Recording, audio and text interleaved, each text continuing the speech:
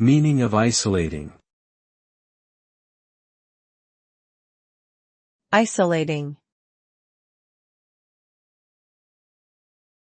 Isolating.